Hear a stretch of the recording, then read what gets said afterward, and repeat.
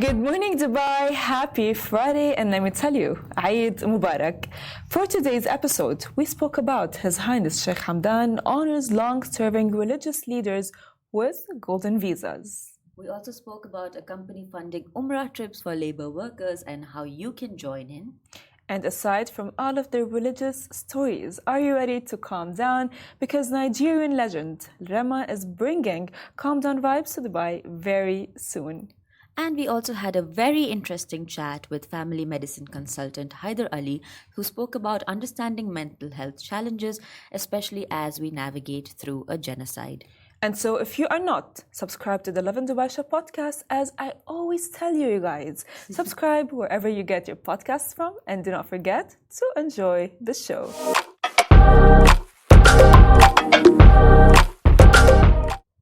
Good morning, Dubai, and happy Friday, the best day of the week. I can assure you that. Unless you're a weekend worker. Just like Annika, of course, you guys, if you see our posts coming through on the weekend, just know it's Annika. Don't tell them that. It's too much responsibility. It was a secret. I mean, I had to drop the secret. It was something that we needed to talk about, right? They probably are like, oh my God, who posts on Lovin Dubai during the weekend? Well, it's Annika, you guys.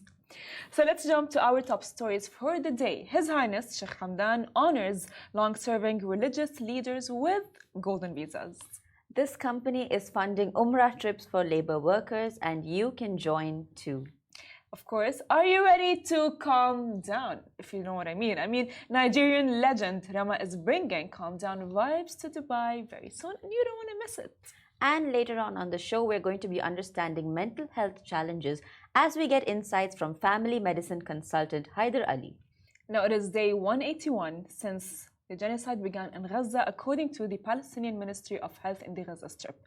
The death toll has risen to 33,037, while 75,668 have been injured, and more than 1.9 million people have been displaced from their homes. Of course, our thoughts and prayers are with the victims and Palestine. The Dubai Iftar time for today is 6:40 p.m. You can find up-to-date prayer times on the Lovin Dubai website. I mean, good old days when iftar used to be earlier, but never mind that. So every day in the morning, yes, we reach a point where Farah has to have her breakdown about it's not only me. I can Ramadan assure you and that. fasting during Ramadan. I can assure you it's not only me, because like for sure, guys, I can assure you that everyone is like, oh my God, we're all actually excited for Eid. Of course, we're all excited for Eid. Everyone's excited for it. Me, for example, I don't celebrate, I don't fast, but it's a vibe. I'm just excited to go outside and see everything that happens. So a lot of people take Eid to book their tickets and leave the city. Okay. But the OG Dubai folks know that there's a lot of fun things to do right here in the city. Why don't you share with us? There are so many of those Ramadan markets and those Ramadan activations. You know, I'm sure I'll see Shindaga nights, you know, in Al Shindaga. There's a lot of pop-ups, a lot of campaigns happening. Then, of course, the Hub Tour, Winter Palace Garden, Expo City will have a lot of activations. Plus, I'm pretty sure a lot of good deals are going to be coming soon. Eid sales, Eid dropping. So, like, if you want to get your shopping done. Plus, I believe every Eid I somehow manage to find at least one lady who will do henna for free. Oh my God, that is the best thing, you guys. I think you know what's going to happen. I think we're going to get back to the office and everyone's going to have, you know, like the henna. Yes, tattoo. I mean, that is what I look forward to. Really? That is my biggest, like every Eid I start hunting and I hunt and I hunt and I look for this one lady who will be doing henna for free. If you actually find her, just like share with me. But that's the thing, I have to like gatekeep her. I have to gatekeep her. We cannot gatekeep, Annika. Do not gatekeep. It's something. Actually, you guys, you know, like what's going to happen. First of all, I'll tell you. People are going to come on Monday with their Eid outfits. Yes. Number one, because you know, like during Eid, we get new outfits, and it's like a tradition. You know, ever since like we were kids. Notes. Now I know how to dress up. Yes, no, yeah, you have to. By the way, imagine Annika, like that's what we do. When I was younger, I remember going to the mall with my parents before Eid, and we would be like, "Oh my God, I need shoes, I need pants. I need a full on outfit, and if I would miss something, it would be like a disaster. Like, I already know you're one of those celebrate. popular girls in school. Already know it. Look, I was not popular. I was. That's exactly what a popular girl in school would say. I was not popular. No. Like people just knew me. Like, Well, it's not about that. But I was friends with everyone. You know, Right. I was very like nice to everyone. I was never mean. I was very like, hi, you wanna hang out? Yes, sure. I yeah, would never. you can be popular and not be mean. I think like Yeah. the Mean Girls being popular is such a Mean Girls movie thing. Yeah. But in reality, it's not. Like the popular girls are usually the ones who've just been like nice and minding their own business. Yeah, I was in my own lane. You know, like I was like on my own. That's some good advice. You know, I was just Words there, of like, advice with Farah Bashir. See, guys, I keep on giving them advice. Yeah, I think hope you should they really listen to start me. this. Good morning I to hope it. everyone who's actually tuning in. And please let me know, do you guys have your Eid outfit ready yet? Yeah, and also let us know how you are celebrating Eid and what you're looking forward to in the last few days of Ramadan. Yes. And actually, I have a question. Masa, do you have your Eid outfit? Okay. Oh my God. So, guys, our producer Masa is not planning on buying an Eid outfit. That's actually very devastating. Well, let's jump into our first story for today. Of course. So, His Highness Sheikh Hamdan honors long-serving religious leaders with golden visas. I mean, the Crown Prince of Dubai, His Highness Sheikh Hamdan bin Mohammed bin Rashid Al Maktoum, has decreed to bestow, of course, golden visas upon imams, preachers, muezzins, muezzinin, muftis, and religious scholars who have dedicated over 2 decades of service in the Emirates. Additionally, he has instructed to offer them financial rewards during Eid al-Fitr as a token of gratitude for their endeavors in disseminating the teachings of Islam, advocating its genuine message, and fostering the principle of tolerance. This is, I would say, a very great initiative, Indeed you know, it is. because we do not appreciate them enough. But the fact that, like, if you, as a Muslim, or they actually accept everyone, even if they are not Muslim, if you go for their advice, they would be giving you, like, actual solid, great advice. Have you ever done that? I Have you ever haven't. like approached them? I haven't. But do you know anyone who has? Yes. Okay, like what was the one solid piece of advice that you think you've got from them? Technically, it was not like advice, but my friend was having, I would say, a very bad. Actually, her family was having a very bad period of time, and I don't know. She believed that it's evil eye. Her mother believed it's evil eye, and of course, you know, like we have this belief that Quran, which is our holy book, solves everything. And Yes. it does. It has a lot. I feel like all religious books, you know, have one message, which is beautiful. But so we have this thing called, like, you know, like you read Quran. So they got this sheikh from a mosque to read Quran for their house, and he did not accept to take any dirham. He did it for free, and just to bless the house. You know how like there are like this funny TikToks like, oh yeah, when you're sick you have your mother, like, I don't know, pressing on your head like I'm praying, you know, things like that. And that's what imams do, really, you know what I mean? They're out there to teach you, guide you, and even if you need any service, and they do it for free. Because they don't do it for the money, they do it for free, and they do deserve, they are worthy of the golden visa, I must say. That's so sweet. You know, I know there are two types of like religious people. One are those people who try to like enforce religion down your throat. Yeah. You know, they're constantly the only thing they can tell you is you have to pray, you have to pray. But then there are people who do it in their actions. Like, you know, I don't. So sometimes when I'm in the elevator, there's this one man in my building. So during the prayer times, like if I'm going in the elevator during the prayer, like right before it's about to be like the call to prayer or whatever, I'll see him come into the elevator, and he's like wearing like this like white long flowy dress because he's about to go to the masjid and pray, and he's literally glowing. Yeah. And I don't know if I've been recently thinking about this, that every person I know who's deeply spiritual and deeply religious, or like, you know, very connected to their faith, but they don't find the need to like show it off to you. They're very content with what they have with themselves and their relation to God. they have like this softness and this glow about them. And it's so beautiful to see and to witness and to be around these people, because like you talk to them and like your heart feels lighter, you know. That is true. And I've had the pleasure of meeting like some 3 to 4 people like this in my whole life. And every time I meet them, I just like, I remember them forever, because I remember how they made me feel.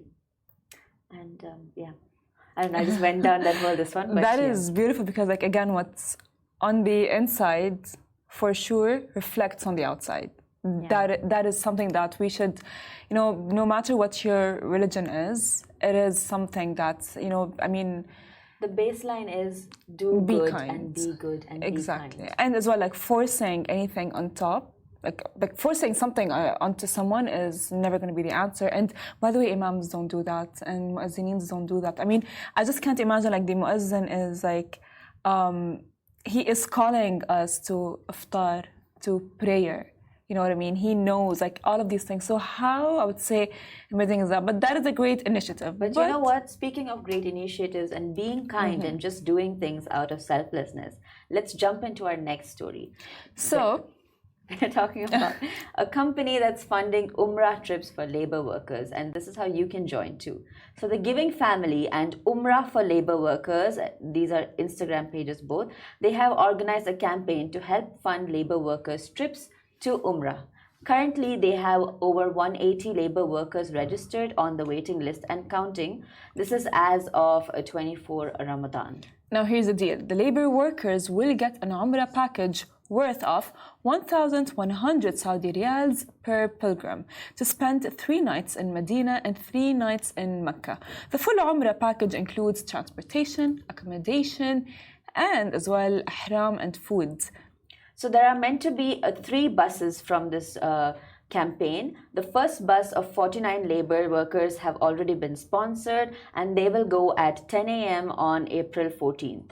The second bus is scheduled to be on April 21st and has already been partially filled, because half of the labor workers' needs have been sponsored. And the third bus, which they are trying to get established, is going to run on May 1st, and it is going to head out from the Giving Family location in Al Quoz, Dubai.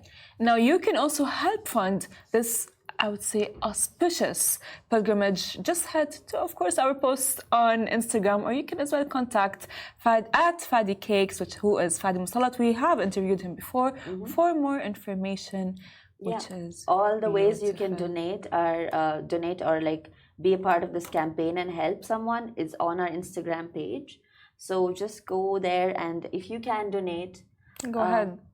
It's so beautiful, like because they've started posting pictures of like themselves with the labor workers who will be going.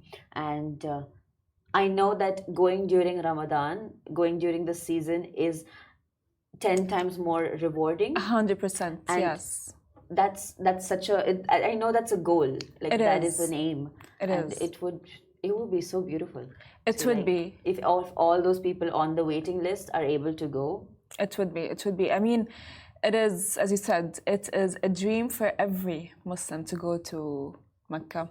Even one of my dreams, by the way, to actually go and have Umrah done, you know. I mean, I hadn't had the chance to, but it is my dream. I mean, my dad has gone, but I mean, it's, as I said, it is everyone's dream for sure. And of course, you guys can achieve or actually help people achieve their dreams by, as Annika has mentioned earlier, you know, just like donate. And donations, by the way, they don't end. You know, just because like Ramadan is ending does not mean we should stop our donations. Never. They continue on and on and on, and you can do good on and on and on. Goodness never stops. Which brings us to our next story. Now, aside from religious and calm stories. Speaking of good things. Yes, speaking of good things, now Nigerian legend Rema is bringing calm down vibes to Dubai very soon. Afterworld is making a comeback at the Coca-Cola Arena on April 11th. And guess who is leading the pack? Of course, you guys know, it's Rema. So don't you forget to get ready for some serious Afro vibes. Do not miss out on hits like a Calm Down to maybe an Iron Man. You will not be able to resist. This is going to be a music extravaganza like no other. So don't forget, grab your dancing shoes and of course your tickets and get ready to party after start. I mean, finally, I love the song Calm Down. Do you know the dance? It's so to be honest, like yes, it's beautiful. I love it. But I feel like the world has overdone it for me. Okay, but you know, I think honestly, like Afrobeats have not been getting, for a while back then, Yes. have not been getting the recognition they deserve. Suddenly, they have peaked. Literally. Some of the best music is coming. Like some of the they're getting so much more exposure. I don't see anybody dance the way they do as when Afrobeats are coming on. Except for me, I still dance best when Indian music comes on. But you know. But like I really love seeing that. I really love seeing that we're exploring, we're expanding our horizons, we're diving across into different cultures. It's a very true Dubai moment, actually. It is actually a Dubai moment, and not because Dubai is multicultural anyways, right? But like I don't know, it's like it just makes you so happy and proud. Are you gonna get your tickets? Well, yes, of course. You have to. You can't miss Afroworld. Exactly. It's like I feel like they come every year. Yeah, they do. And every year it's just sensation after sensation. So. And the thing is, you know what's the best thing ever is the fact that like you will see the crowds actually just like, not only it's a different, I would say, vibe. Even the crowd just like feel it. You know what I mean?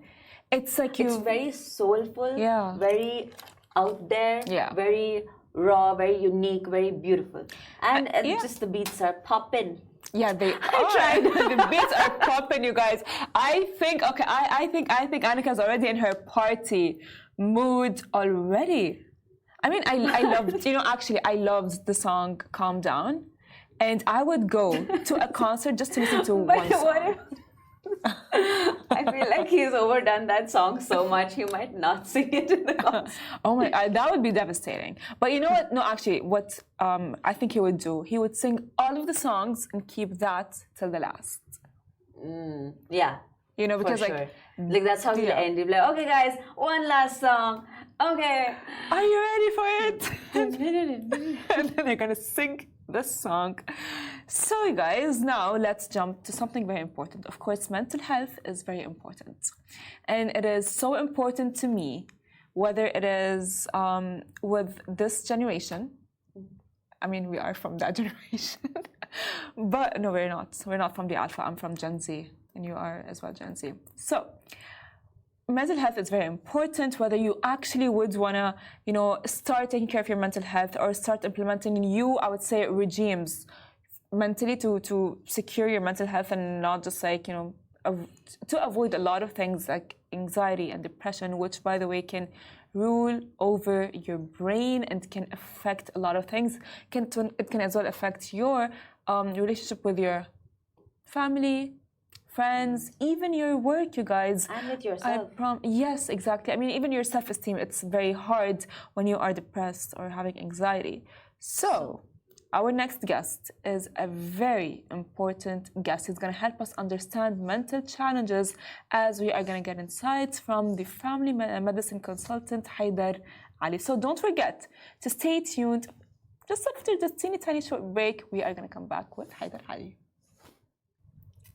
Welcome back to the Lovin Dubai show. Today's guest is Hairder Ali, who is going to be talking to us all about anxiety and depression. Of course, if you guys are going into the Eid holidays, maybe you would want to start on a new note. So welcome to the show, Hairder. Thank you. So glad that you are here.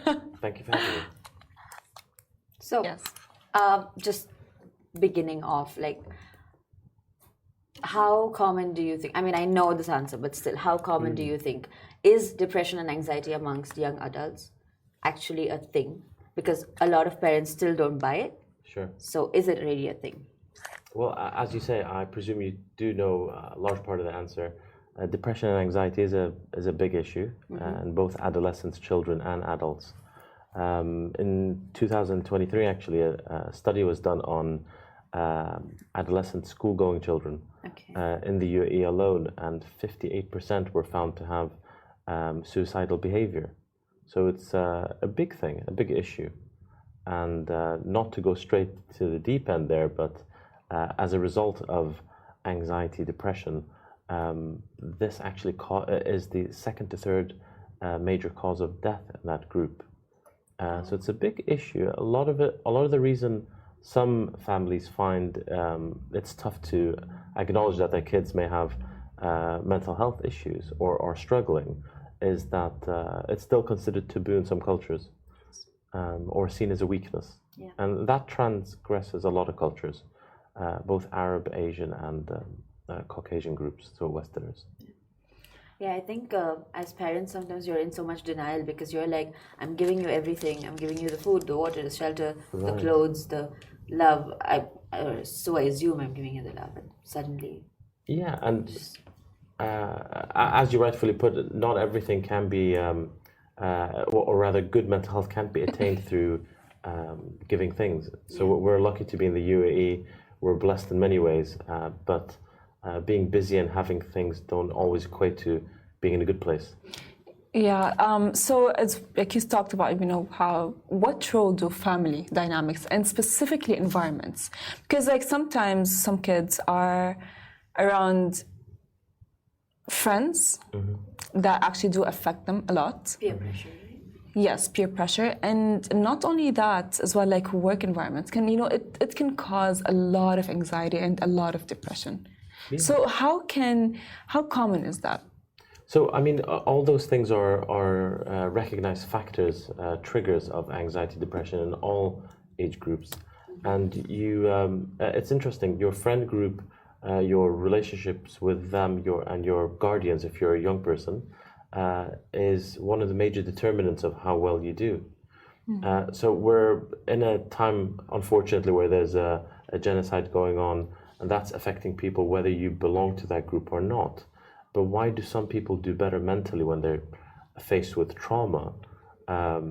It's one of the main reasons is their interpersonal relationships with their parents first and foremost. And then if you have a confidant, a significant other, or best friends, it's that influence they give to you. So if they're positive or if they look beyond your day-to-day issues, then that may well push you into a more positive mindset. Yeah, but like what makes them more prone to anxiety and depression, you know what I mean? Because like a lot of, like I have seen it firsthand with like someone who, just because like he is around like friends, who they kind of like convince them like, oh yeah, you're depressed. Sure. You have anxiety. This is anxiety, this is depression. So there are genetic risk factors and there are gender risk factors also. So genetics, you can actually, there are patterns of inheritance, much like if I had a particular genetic condition, 50% chance of getting it from a parent. It's not that straight cut with depression, but there is, if you've got a parent or both who suffer with significant anxiety or depression, there's a risk of getting that. Some of us, of course, mentally are more suggestible than others. So if you tell me, for example, there's this really, that you've recognized I'm bipolar or I'm depressed or there's something inwardly wrong with me, then I might take that on board more than someone who might dismiss it. When it comes to gender, post-puberty, we know that in ladies, because of hormonal changes, they're more susceptible to stress. Not exclusively, but that's one of those factors. So it's a tough question, and the answer is waffly as a result of that. But many factors to it. Tends to be genetic and social ones. Okay, so like, can we get into like how to identify this? Like, if my child has anxiety or depression, what are the symptoms? How do I know that they have? Sure, thank you. So I think a good way to think about this is comparing it to an adult. Adults in particular tend to be more withdrawn or show that they're not interested in things that commonly interest them. In young people, it tends to be labile mood, so they can be up and down quite readily. They can have hypersomnia, so they oversleep. Instead of not eating, they can overeat occasionally. Okay. Those are some of the factors that might occur, and be opening signs. But again, they're not exclusive. Like in my practice, I've seen plenty of kids who stop eating altogether and go into the realm of eating disorders. Right. When we say labile mood, you can be sad one moment, you can be angry the other, those kind of things. So what I tend to say to patients or parents of patients is to see, has there been a major behavioral change? Do you recognize your child? Are they struggling at school? Have they gone quiet all of a sudden? Or if it's the converse, if they're labile, so if they're getting particularly angry and they're not usually like that, or upset readily, has anything changed at home? Is there a trigger that the parent knows of? The best thing really is to communicate with your child or children. A lot of people who struggle, whether it's, let's say, grades in school, or they've done something that they know the parents perhaps wouldn't approve of, let's say a relationship if their parents are very religious, to know that you can talk to mom and dad or your guardian and that you're not going to be in trouble. Because doing something that you feel is taboo, it can be quite isolating. You feel there's no one to speak to. Right. 100%. Yeah. So sometimes though, a child and parents, perhaps they have a strained relationship. You're right. And that time it's really hard for a young child because they don't know where they're going to get support from, or they don't have an adult to help deal with their issues, and so usually they keep it with themselves or they deal with it themselves. But like, do you have an idea for like what kids could do at that time when they don't? So if a young person doesn't have an adult that they have a good relationship with, Right. we're lucky in the UAE where most schools, I would say, if not all, have a school nurse or a school counselor, absolutely, Right. and that you can readily access. But that's a really good point, because if you don't have that good relationship with a figure that's responsible for you, that is one of the triggers for why you might be more suggestible or more at risk of these conditions. So yesterday, Annika and I have spoken about, how like TikTok has been, or social media, let's say, they diagnose the kids. Anyway, like there's a video like, oh, if you have these symptoms, you have anxiety. If you have these symptoms, you have depression. And the kids, they do go like, oh yeah, I do. Yeah. So I have depression, I have anxiety, and it's most of the time, because like we do see it, you know what I mean? Like, or like they go like, oh yeah, they Google it, why am I feeling this way? What are the symptoms of depression? A, B, C. They go like, oh yeah, I have that. How wrong is that? So TikTok, Instagram, all these kind of algorithms that are out there, there are new and modern Dr. Google. There is science out there, of course. There are facts there, but when it's out of context, it can be devastating. So you might have throat pain and Google something and think, I've got thyroid cancer, come back. And then, your day's ruined. So, there's been a lot of talk about putting restrictions on these platforms, met with a lot of resistance, of course, both from the people who run them and from people who want to access them. I think education really is really important, and people who are going to put out things of that nature should really have some backing. Maybe they're a healthcare professional or social worker, something. But I could go out and say, if you do X, Y, and Z, then it means such and such, and I might have no medical degree behind it. That's true. But a good following, and then people will believe it. 100%. So, following that question, what are some wrong misconceptions that you would say or you can tell us about, mental health? So, a lot of the times when young people have low mood, anxiety, or depression, doesn't mean they're going to have it all their life. A lot I found in my practice, certainly in the Emirates, is that they believe if you tell a physician or you get help for it, it'll stay on your record or it'll affect your academic or work options in later life.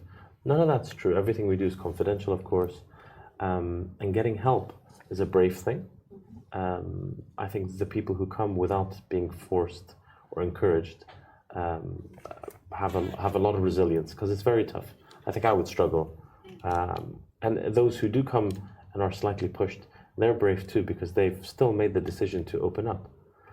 The biggest misconception is that nothing will help, and whether they're on medication or counseling, that they'll always be this way, and that's almost never the case. Right. And let's say as an adult, I see another child struggling. How can I be there for them, and how can I help them? So if I had kids, which I don't, but if I did, and you saw my kids struggling because they hang out with yours or that kind of scenario, I think most adults wouldn't be ambivalent towards you speaking to the person responsible for them. Right. And saying, look, I've noticed X, Y, and Z. You might be aware of it already. They might not be. Or they might not think it's a big issue, but if others are recognizing it and approaching it in a nice manner, then they might be open to looking further into it and think, maybe I need to, do something about this. And let's say, like, I'm gonna make it tougher because, like, okay, yeah. What if the parents are not there? Like, what if the parents are not, they're unable to help? Maybe because they are dealing with their own issues. Like, it's clearly a very broken, disruptive family. Yeah. And the child is suffering, and the child is clearly facing the impacts. How do I help the child? So I'll give you a real life example without obviously mentioning names. A lot of us have deal with families that work long hours, and more or less the maids or something of that nature look after the kids or raise them in a large degree. They bring them to the clinic. They've got like approval to bring them, and they're old enough to come with them, and that causes logistical issues. I think when we have that kind of situation, it's our responsibility to reach out and say, look, get that parent on the phone, request a meeting. Most physicians and healthcare professionals work weekends, fortunately, and there's always going to be a time to reach out. So if it's my situation, it's happened many times, I'll say, look, I'm in on Saturday, I can be in on Sunday. You have to take responsibility because healthcare is a privilege. And if it's a scenario where you're not a healthcare professional, you notice something, let's say it's a neighbor's kid, then leave a note to say, look, we need to have a chat. Most of us have a relationship with our neighbors in our community, so it takes a village to raise a person, as they say. 100%. Like, so there's no like immediate first aid, perhaps, like if a child comes and she's telling me that she's cutting herself and she's really upset. This seems like I've had some experiences, but like sure, yeah. I mean that scenario for me as a healthcare professional would be a red flag, and I would do something. Yeah, but like, as a general member of the public, Mm-hmm. I think raising the alarm would be important. With the parents, with the and if the parents aren't on hand, then you're concerned because I presume you don't have medical training, but if you're concerned that there's a risk to life, whether it's a superficial cut or otherwise, then I'd say call the police and get a healthcare professional to assess the situation. 100%. Hopefully that's rare. Though. But now I want to get back to adults. Sure. Because, of course, like we, kids, they do go through a lot, right? But adults as well do go through a lot because like there's like work, they have families, there's a lot of responsibilities. And a lot of, by the way, of the adults who actually do face depression and anxiety, they do not recognize it. And how would you say that, what can help them recognize the fact that, hey, I need to slow down, take a step back and actually, do something about it? So insights is an issue sometimes when it comes to mental health, because it's like sitting in a bath and the water keeps getting warmer. You won't notice that you're being burnt, right? So in most workplaces, at least in healthcare, we talk about reflection. So if I worked here, every 6 months or a year, my seniors would say, we're going to do an in-house review of how you're performing and how you're doing. So relating that back to mental health, if I'm not recognizing that I'm unwell, perhaps, then a colleague might say, look, we've noticed X, Y, and Z about you. But if your questions related in particular to how can I be more mindful that I might be under pressure, keep a reflective diary. Again, it sounds a bit far-fetched, but in healthcare for the last 15 years of my career, from day one, we're encouraged to at least take an hour or two a week to look back at what we've done, how the week's gone, if we could do things differently. But like it's not like only for like work. I'm just give it as an example, because as well, a lot of, let's say, like families, they struggle to I would say, raise their kids or keep the family going, and which can cause them like anxiety and depression, and a lot of responsibilities are on the top of their head. Yeah. And they do not recognize that because, again, like the families or the person's, the adults' mental health will for sure affect the whole family. Yeah, it's a big pot, isn't it? So if dad or mom or both are under pressure, it'll spill over onto the kids. I think it's a tough one. You have to really be open to realizing that we're infallible. Sorry, we're not infallible, that we make mistakes, that we're not perfect. And if they've not realized that, anyone listening, I guess, is to think, how well am I doing? And to take an honest look at yourself. But that's tough. And that often relates to other people in that household, for example, saying, look, I feel you're being, I don't know, harsh or too hard on yourself or whatever it is. But that's a tough one.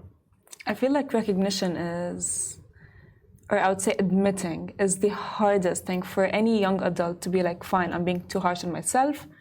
I need a break. I need a step back. So what advice would you give, let's say, like the young adults to avoid that? It's hard, but I would say if you're struggling in any way or form, if you feel sad, if you feel you could be doing better, if you're judging yourself, speak to someone who's perhaps been in your shoes, speak to an adult, speak to your parents, speak to a confidant. Sometimes it's an uncle or an aunt that's the person you're more comfortable speaking to. There's plenty of resources you can call confidentially and speak to and let out that steam, you know. I think I have one last question. Sure. Just for because we're in a time right now, there's genocide going on. Yeah. The pictures, the videos that are coming out are horrifying. I know personally I had to cover it for around 3 days straight. And I went back home one evening and I broke down absolutely and just could not function. And I just kept weeping the whole day. Yeah. So, and like after that for weeks, I just was completely unstable. So that was just the impact I was feeling from seeing it on my phone. And like there are kids who are a lot less prone to these topics. So we're seeing all this footage.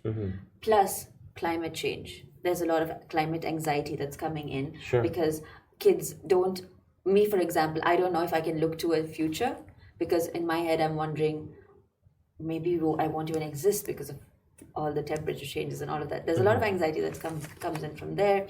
And just in general, the general state of the world and all of this. So how, as a mental health practitioner, do you deal with these situations? How do you, what can we do to feel a little better? I know it's a privilege to be able to look away. So I don't want to insensitively look away and be like, I don't have the mental capacity for this right now, but what can we do to make it better?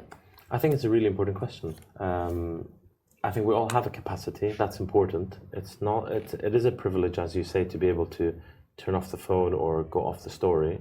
Right. It's important to know what's happening. Right. I think a lot of us, whether you're a medic or not, struggle because it's not normal. Don't want to get too political, but it's not normal what's happening, and I think the world is opening its eyes finally. There's a lot of guilt as well if you think, do you know what, I've posted or I've looked and I don't have it in me, I'm going to end up breaking down. So talking about it like you are now is a way of bringing attention to the plight of thousands, millions going through what's happening in Palestine and other places in the world, of course. And that's one way to combat it. Talk about it. Talk about it, absolutely. Yeah. And so we have, for the first time, a lot of parents come to us with that exact same question that their kids are asking them because, to my knowledge, Instagram, you can just sign up and you can say your age is whatever. And you can always see what's happening. And that's causing a lot of issues with sleeplessness, behavioral outbursts, feeling, why do I deserve this and someone else doesn't? So a lot of issues are coming out of that, hence why this topic's so important. But whether it's climate change, whether it's the genocide that's occurring, I think the only thing to do is to talk about it, even if we can't see it all the time. And in that sense, I'd say don't be guilty, because you're being mindful that you can only cope to this degree. And there's nothing wrong with that. Yeah, I think you're right, because when talking about it, we're essentially building a community. And the only way to get through this is by going back to your community, I think, and staying more close-knit. If that makes sense. It does. That make sense? And if we draw that back to why do some people cope better than others, whether they're young or older, it's that interpersonal relationship they have. So as you say, community, you're not alone in seeing this, you're not alone in suffering. And talking about it may well bolster your own resilience in coping. Well, thank you so much for being here, and thank you so much, Annika. A huge thank you to Hairder for joining us on the show today. And of course, a huge thank you to Annika. Now, the Lovin Dubai show is going to be back with you live after Eid, which is going to be in the mornings as usual, 8:30 a.m.